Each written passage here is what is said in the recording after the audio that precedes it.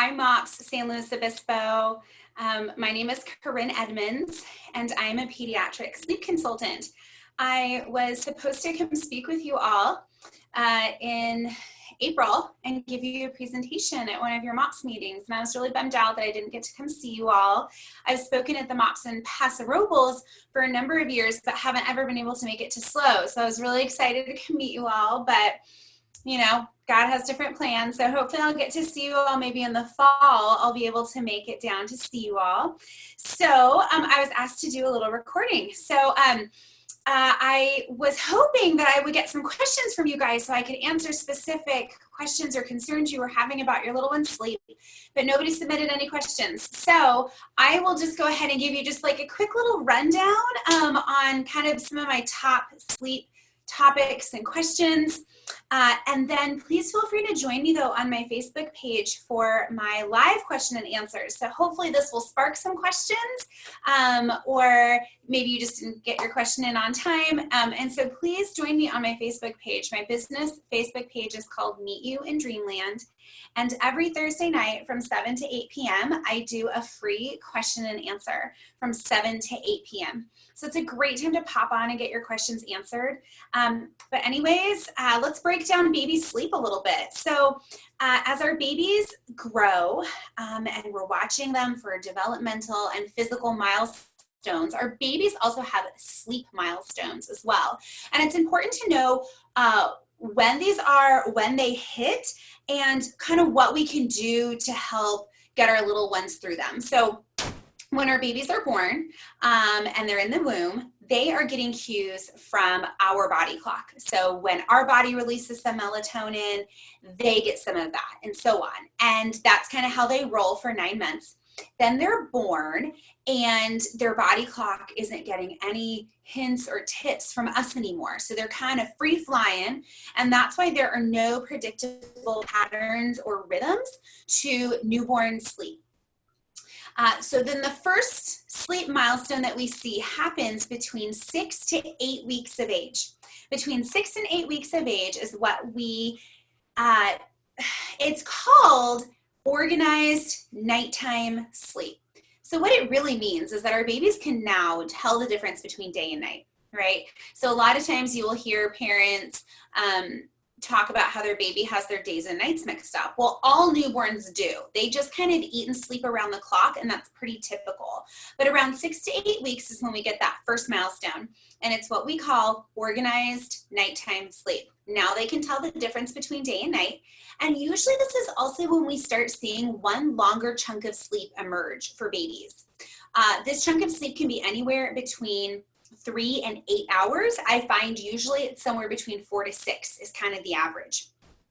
And usually it'll be in the early evening hours. Every once in a while you'll see a baby who does it like in the afternoon and it'll kind of drift into the evening hours, but usually it's in like the early evening hours.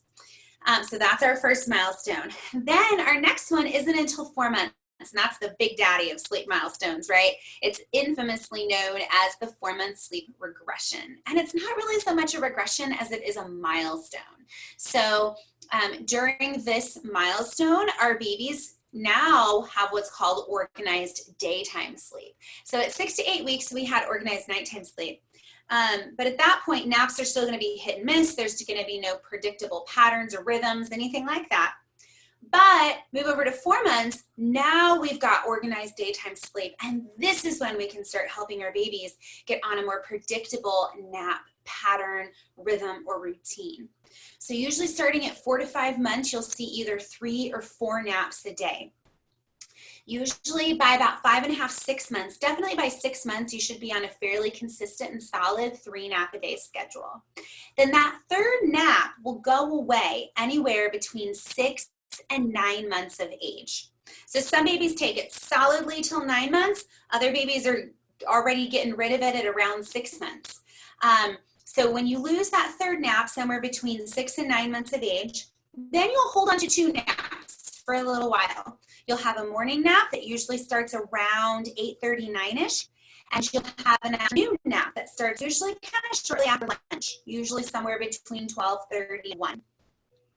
Then bedtime for babies can be anywhere between 6 and 7:30, sometimes even as early as 5, honestly. So bedtimes can be kind of anywhere between like 5:30 to 7:30 for babies this age. And the reason for that is because we actually want our bedtimes to be flexible depending on how our baby's day was and how their naps were. So I always like to gauge bedtimes by looking at our wake times. So I like naps to be predictable, set in stone time-wise. I like bedtime to be a little flexible depending on how the day was. So that'll make your bedtime ebb and flow a little bit, and that's okay. So some people get really nervous that they don't have this really predictable, down pat solid bedtime, but it's okay for it to ebb and flow, because if our babies took, a poor day of naps, we want to help them make up for that sleep. So anyways, you're on 2 naps a day. You'll drop to 1 nap somewhere between 14 and 18 months of age. This is a fairly big transition for kiddos. I find that it's the hardest nap transition of the bunch, dropping down from 2 to 1. When you do that, the morning nap goes away, and it's the afternoon nap that you will keep. And usually that nap will fall anywhere between 12 and 1 o'clock. So most families can kind of find a sweet spot within there for their kiddos. Then you'll hold on 1 nap until your little one is anywhere between 3 and 4 years of age. So you'll keep naps for a while. I find the average is to lose naps during that 3rd year of life. So when they turn 3 all the way up to 4. Now, some kiddos are definitely still napping at 4 years of age, and some all the way up to even 5. But I find most of the time kiddos will lose it in that 3rd year. Nap refusals with toddlers, 2-year-olds, is definitely something that we see. Doesn't necessarily mean that they're ready to give up their nap yet, though. So I would encourage families who are struggling with nap times for their 2-year-olds to keep hanging in there and persevering. I always like to say that we can't force our children to sleep, but we provide the opportunity. And so providing them that opportunity to nap every day is really important, because we all know that nap time is just as much for mom as it is for baby. So it's still good to institute that time every day. I find with toddlers, you'll see them refuse naps or go on a nap strike for a little while. Sometimes it's just them testing us, because that's a 2-year-old's job. And sometimes I find it can be related to a developmental milestone. And for toddlers, that's usually language first, or sometimes even imaginary play is starting to slowly enter in. So those things can just put their little brains into overdrive, especially when we put them in a dark, quiet environment. Their little brains just come alive. So I would still, though, like I said, keep offering that nap.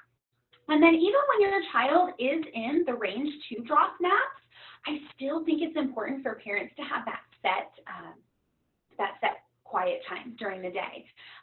Even if they're not napping, I find that just having the chance to quiet their body and their mind a little bit is really helpful, especially if this is like your first child or you have younger children.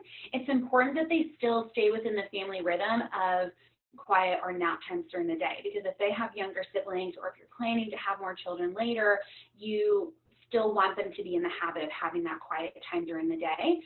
So if they have a sibling that needs to sleep, that can still happen. I'll also touch briefly on sleep environment, because we are into spring and it's been really warm lately, and we're coming into summer soon. And I find a lot of times we have to give a little bit of attention to our sleep environment in the spring and summer. So there's really actually nothing super fancy that you need for a sleep environment. I always recommend that a room be nice and dark. Honestly, as dark as you can get it. And the reason for that is because we all sleep because of melatonin. And melatonin is our sleepy hormone. And it is located actually in our brain, right behind our optic nerve. So it's right behind our eyes in our brain. And that's where our melatonin is produced. And melatonin is actually nicknamed the vampire hormone because it only comes out in the dark. So the darker our sleep environment, the more melatonin our body will release. So during the day, we have all this light coming in from windows and screens and lights on in our home, and that goes into our eyes and it suppresses the melatonin. So it signals to the brain, hey, it's daytime, we don't want to produce melatonin right now. And so it suppresses it. Well, as the evening hours come and the lights start getting dimmer, it starts getting darker outside, it starts signaling to the body, oh, it's getting dimmer, it's getting darker, we need to think about producing melatonin now. And so I love for families to shut off screens about an hour before bedtime. So that includes things like TV, tablets, phones, anything like that, because the tricky thing with tablets and screens is that we actually stare directly into them. So that it even increases the light even more. You know, when we've got just ambient light around us, that's fine. We're in the light and our eyes are taking that in. But when we look at screens, we are actually just staring right into them. And some people their body has a hard time kind of bouncing back from that. So shut off screens about an hour before bedtime. And then for your kiddo's room, I would have it nice and dark. During your bedtime routine, have it be dim. So if you have a dimmer on their light, if you've got a soft lamp you can turn on, have that on. And then when you shut off the light, when you're checking them in, when you're leaving the room, make sure that room is dark. So if you have some blackout curtains, that's great. Even if you have shades or blinds that are blackout, a lot of times you'll still get this like edging around the window that's still really dark. So you can either get curtains to put over that. Some people will do quick tricks where they can like pop cardboard behind the shade or the blind, and then that way you can just pop it in and out when you want. I used to put actually black contact paper on my kiddos' windows. I'm sure we looked like a crack house in the neighborhood, but you know, it was totally worth it for sleep. And it was easy. And then when, you know, I would usually do it for like a season, and then you just peel it right off, and it wasn't a big deal. So any way that you can get that room dark. Also watch under the doors. A lot of times, especially if you have hardwood floors in your homes, a lot of times doors are cut for carpet. So they're cut higher, and that leaves like a big gaping, you know, light. And so you can get either like draft protectors, or there Home Depot sells like little things that you can like adhere to the bottom of the door, so it helps block that out. Even shove a towel down there. So yeah, nice and dark. I would also encourage parents to kind of block out any electronics that you have in the room. So if you have like a monitor in there, if you've got wipe warmers, things like that, just get a little tiny piece of like dark electrical tape and put it over that, because we don't want our kiddos to hyper focus or fixate on these little, you know, lights in the room. And then use some white noise. I think white noise is great. It's not essential for healthy sleep, but it's definitely helpful, especially because you want to be able to live life around the house when your kiddo is sleeping. And again, with siblings, you know, if we've got younger siblings, older siblings, we, you know, might have potential noise from them. And then you never know when the neighbor's dog's going to start barking. So it's great to have that white noise. I always encourage parents, for the volume of white noise, you want it to sound like what it sounds like when you're in the shower, right? So we've got the shower running, we're, you know, taking our shower, and we hear all that water running. That's the volume at what you want the room to be at. So it doesn't need to be super loud, but it doesn't need to be super soft either. You know, you can have it at a decent clip.